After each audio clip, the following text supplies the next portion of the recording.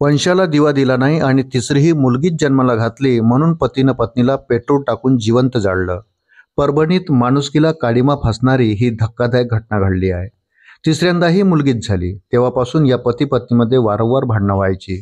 26 डिसेंबरला रात्रीही दोघांमध्ये याच विषयावरून भांडण सुरू झालं. संतापलेल्या पतीनं पत्नीच्या अंगावर पेट्रोल ओतलं आणि गाडी पेटवली. बघता बघता पत्नीसह घरानंही पेट घेतला.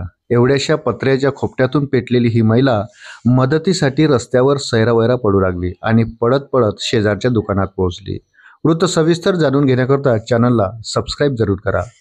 आगीच्या विळख्यात सापडलेल्या महिलेला बघून आजूबाजूच्या लोकांनी आग विझवण्यासाठी धाव घेतली. मात्र तोवर ही महिला गंभीररित्या भाजली होती. ती बेशुद्ध पडली. या सगळ्या आगीत 2 दुकानंही जळाली. गंभीर भाजलेल्या महिलेला स्थानिकांनी तातडीनं रुग्णालयात नेलं. मात्र तोवर खूप उशीर झाला होता.